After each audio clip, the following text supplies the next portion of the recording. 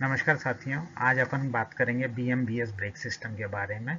इसमें load empty handle निकाल दिया गया है और उसमें एक APM डिवाइस बैठाया गया है जो अपने आप सेंस करता है बोगी के बीच, बोगी और इस APM डिवाइस जो स्ट्रक्चर के ऊपर लगा हुआ है दोनों के बीच का डिस्टेंस पे ये सेंस करता है कि वैगन एम्प्टी है कि लोडेड है। उसके हिसाब से ब्रेक सिलेंडर पे प्रेशर भेजता है।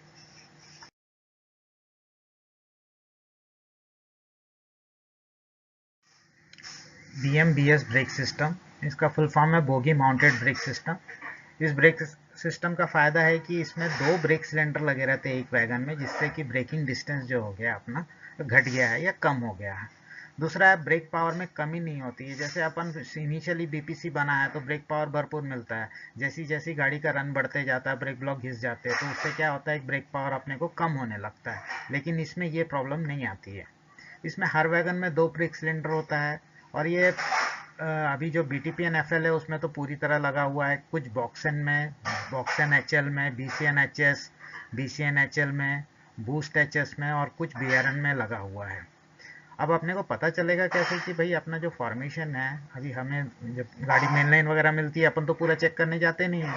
तो अपन BPC जब पढ़ेंगे आप, तो BPC में सिलेंडर की संख्या देख लीजिए।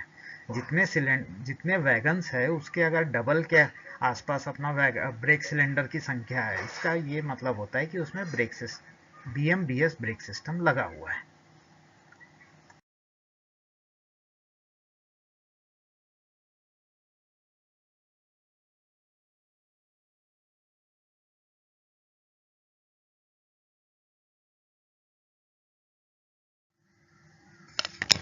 अभी अपन बात करेंगे कि ये ब्रेक सिस्टम काम कैसे करता है। इधर देखिए FP का लाइन है और ये BP का लाइन है। FP से 6 kg का प्रेशर आया। यहाँ एक हर वैगन का आइसोलेटिंग कॉक रहता है। यहाँ एक नॉन रिटर्न वॉल है। यहाँ से एयर अपना चार्ज हो रहा है 6 kg से। इधर पे लगा हुआ है DV और यहाँ DV में क्या है, इसके आगे लगा है APM और इधर से जा रहा है अपना ब्रेक सिलेंडर, 2 ब्रेक सिलेंडर को जा रहा है। जब भी BP अपन ड्रॉप करते हैं तो क्या होता है कि DV इसको सेंस करता है और एयर की हवा का प्रेशर ब्रेक सिलेंडर को भेजता है। उसके बीच में लगा हुआ है APM। APM क्या करता है, इसमें एक automatic modification, automatic pressure modification बोलते हैं। इसमें एक आर्म लगी हुई होती है। जो आर्म अगर एम्प्टी है, आर्म जब पूरी निकलती है बाहर में और एम्प्टी कंडीशन में वो बोगी को टच नहीं करती है, तो उस समय में 2.2 kg का प्रेशर जाता है। जब आर्म बॉडी को टच करती है और पूरी तरह से आर्म नहीं निकलता है, तो उस समय ये 3.8 kg का प्रेशर ब्रेक सिलेंडर पे भेजता है। APM का जो मूविंग सेंसिंग आर्म जो रहता है, ये टोटल 104 mm ट्रैवल करता है। अगर 79 mm से 104 mm तक ट्रैवल करता है तो इसका मतलब होता है कि ये एम्प्टी कंडीशन में है। अगर 79 mm से कम तक अगर इधर तक ही ट्रैवल किया, 79 mm से कम ट्रैवल करता है, तो इसका मतलब होता है कि लोडेड होता है। टोटल 104 mm ट्रैवल करता है, 79 mm तक ही खुलता है। अगर पूरी तरह नहीं खुलता है, 79 mm तक खुलता है तो लोडेड कंडीशन है। 79 से लेके टोटल 104 mm तक खुलता है, इसका मतलब ये एम्प्टी कंडीशन है। ये एम्प्टी कंडीशन में है। जब DV में प्रेशर अपन ने BP ड्रॉप किया तो DV पे प्रेशर बाहर निकला 3.8 kg और ये APM में गया और ये इसकी जो आर्म है, इधर देखिए बोगी के फ्रेम से टच नहीं हो रही है। टच नहीं हो रही है तो केवल 2.2 kg का प्रेशर ही ब्रेक सिलेंडर को जाएगा और यहाँ पे लाल कलर का, नारंगी कलर का इंडिकेटर बाहर निकलता है। लोडेड कंडीशन में ये पूरा आर्म जो है यहाँ बोगी के साथ में टच हो रहा है, तो देखिए यहाँ पे ये नारंगी कलर का इंडिकेटर बाहर नहीं निकला है। इस कंडीशन में 3.8 kg का, यहाँ DV से निकला 3.8 kg का प्रेशर APM ने सेंस किया कि ये लोडेड कंडीशन में दोनों के बीच में, तो ये आर्म इस पे रेस्ट कर रहा है बोगी पे और ये 3.8 kg का प्रेशर आपको बाहर निकल रहा है, ब्रेक सिलेंडर में जा रहा है। यहाँ पे देखिए जब ब्रेक सिलेंडर अप्लाई होंगे तो यहाँ का जो इंडिकेटर है इस तरह से बाहर निकलता है, ब्रेक सिलेंडर एप्लीकेशन कंडीशन में है करके आपको दिखाई देगा। ये देखिए इस तरह का लाल कलर का इंडिकेटर है, आप पास से देख सकते हैं।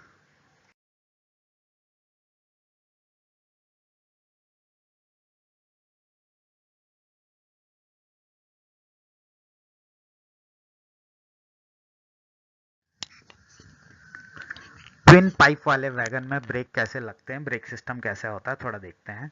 सबसे ऊपर वाला जो पाइपलाइन दिख रहा है ये एफपी का पाइपलाइन है। इसमें 6 केजी का प्रेशर आता है। यहाँ आइसोलेटिंग कॉक लगा हुआ है, हर वैगन में लगा रहता है ये। और उधर से एक एनआरवी है, नॉन रिटर्न वॉल है। इधर अपने को एआर की टंकी है 100 लीटर की, उसके बाद में डीवी में प्रेशर जाता है। उसके आगे EL60 वॉल है, जो इसको एपीएम डिवाइस भी बोलते हैं अपन। इसका नाम EL60 इसलिए पड़ा है कि ये जितना भी प्रेशर आता है एमटी जब सेंस करता है तो उसका 60% ही देता है।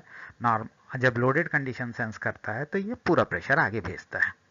यहाँ से टी जॉइंट है, उधर से हर ट्रॉली में लगे ब्रेक सिलेंडर को अपन इंडिविजुअली भी आइसोलेट कर सकते हैं। और यहाँ पे कॉक लगा हुआ है और यहाँ से फ्लेक्सिबल होस पाइप से ये ब्रेक सिलेंडर को जाता है।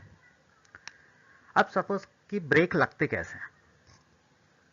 अपन ने बीपी को 4.5 केजी तक लेके आया, मतलब 0.5 ड्रॉप किया। तो 0.5 ड्रॉप करने से क्या होता है अपना कि उसका 2.5 गुना प्रेशर डीवी ऐसा रहता है कि अगर आपने 0.5 ड्रॉप किया तो उसका 2.5 गुना प्रेशर ब्रेक सिलेंडर को भेजता है। 0.5 इंटू 2.5 मतलब 1.25 केजी का प्रेशर यहाँ से निकलता है, डीवी से निकल रहा है। इधर एपीएम डिवाइस है, अगर ये लोड में सेंस किया तो पूरा 1.25 प्रेशर ब्रेक सिलेंडर को मिलेगा। और अगर ये एम्प्टी सेंस कर रहा है तो केवल उसका 60% 0.75 केजी पर सेंटीमीटर स्क्वायर का ही प्रेशर आगे में भेजेगा। इसी तरह एक्चुअली ये तो मैंने थोड़ा सा कैलकुलेशन करके बताया, लेकिन एक्चुअल क्या होता है कि अपन ने इसको 1.5 ड्रॉप किया तो 1.5 का ड्रॉप का उसका 2.5 गुना करेंगे तो 3.75 से कुछ ज़्यादा आता है, 3.8 मान लिया अपन ने।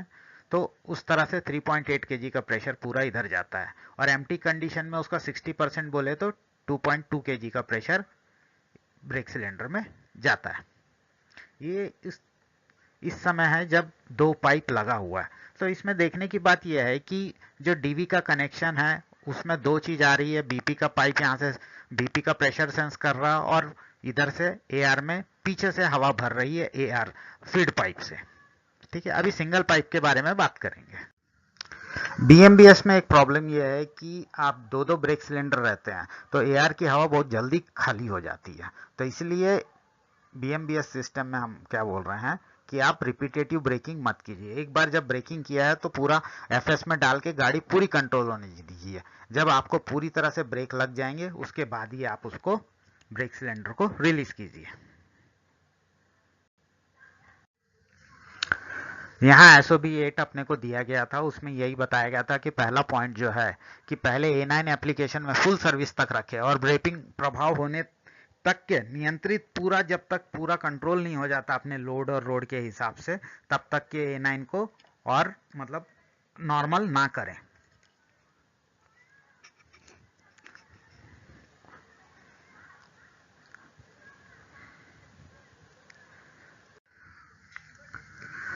बीएमबीएस में प्रिकॉशंस है। एक तो इसमें क्या होता है कि कर्व के समय में अगर गाड़ी झुक जाती है तो उससे क्या है, लोडेड वाले एम्प्टी की तरह, एम्प्टी वाले लोडेड की तरह भी सेंस किया हो जाता है। एपीएम अगर एम्प्टी कंडीशन में अगर उसी कर्व में झुक रही है तो लोडेड की तरह हो जाती है। और लोडेड गाड़ियों के ज़्यादा एपीएम है और गाड़ी के ढलान झुकाव दूसरी की तरफ है तो वो एम्प्टी की तरह ट्रीट होती है। तो जो ब्रेक पावर टेस्ट या ब्रेक फील टेस्ट आपने जब लिया था तो उस समय जैसा लग रहा था कर्व में उसका जो ब्रेकिंग डिस्टेंस है वो बढ़ सकता है। तो इसलिए हम क्या बोलते हैं कि जब भी कर्व में अगर ब्रेकिंग कर रहे हैं इस गाड़ी के साथ में तो बहुत पहले ही पूरा एफएस में रख के ब्रेकिंग कीजिए और गाड़ी पूरी तरह से कंट्रोल होने के बाद में ही उसको ब्रेक रिलीज कीजिए। इसमें एक चीज़ और होती है कि कुछ टाइम इसमें ब्रेक्स काम नहीं करते। इस गाड़ी के थोड़ा सा प्रॉब्लम है, कई लोग इस गाड़ी के कारण स्पैड में इन्वॉल्व हुए हैं।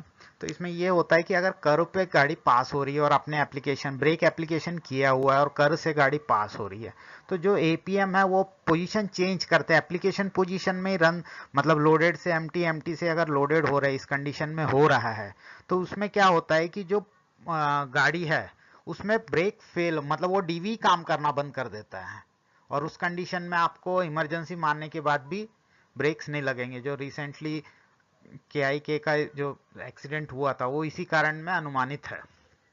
तो इसलिए आप जब भी BMBS वाली गाड़ी चलाएंगे तो थोड़ा संभल के पहले पूरा प्रेशर ड्रॉप कर लीजिए, 1.5 FS में रख के गाड़ी पूरी कंट्रोल होने के बाद में ही फिर प्रेशर उठाइए। BMBS वाली गाड़ियां कर्व में थोड़ा कैसे बिहेव करेंगी ये इसके बारे में चर्चा है। अगर ये समझ ली कि लेफ्ट हैंड साइड का कर्व है और जिसके जो DV लगे हुए हैं या APM जो भी लगे हुए हैं वो सब राइट साइड में लगे हैं, समझ लीजिए। आप जब गाड़ियां आ रही है, आपने ब्रेक एप्लीकेशन किया है ढलान में, तो क्या होगा कि ये गाड़ियां इस लेफ्ट साइड झुकेंगी, क्योंकि लेफ्ट साइड कर्व है तो गाड़ियां इस साइड झुकेगी। तो APM का जो सेंसिंग आर्म है उसको बॉडी से पूरी तरह से टच नहीं हो पाएगा। तो टच नहीं हो पाएगा तो इसमें क्या होगा कि वो एम्प्टी की तरह ट्रीट करेगा, और उसमें ब्रेक सिलेंडर में 2.2 kg का ही प्रेशर जाएगा। 3.8 kg का प्रेशर जो जाना चाहिए वो नहीं जाएगा। इसमें एक और चीज होती है कि जब अगर आपने इधर पे जब गाड़ी इधर कर्व से पहले अगर आपने ब्रेकिंग किया है तो उसमें 3.8 kg का प्रेशर था APM से, लेकिन जैसी कर्व में जाता है तो जो सेंसिंग आर्म है वो बॉडी से दूर हो जाती है। तो इसमें क्या होता है कि जो जब भी APM में लोडेड कंडीशन से गुजर रही है, कर्व में वो एम्प्टी में हो गया है, तो कभी कभी उस कंडीशन में वो पूरा ही सेंस करना फेल कर देता है, और DV से निकलने वाली हवा जो है वो ब्रेक सिलेंडर तक पहुंच नहीं पाती है। तो ये बड़ी खतरनाक सिचुएशन होती है।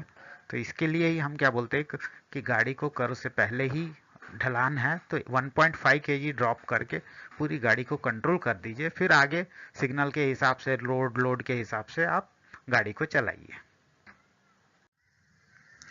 APM 2 कंपनियों के आते हैं आजकल। ये जो है नॉर ब्रेक वाले सिस्टम का है और स्कॉट कंपनी का है।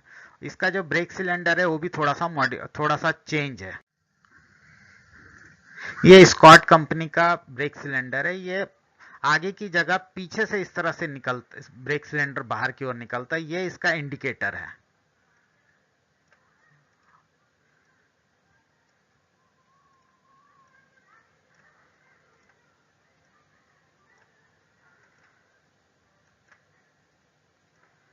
ये देखिए, ये इंडिकेटर बाहर की ओर निकलता है। आप देखेंगे तो नॉर ब्रेक बीम सिस्टम का जो है ये इस तरह से बाहर की ओर इधर से इधर सिलेंडर बाहर की ओर आता है, और इधर पे जो है स्कॉट कंपनी का जो है ये पीछे साइड में ब्रेक सिलेंडर बाहर निकलता है।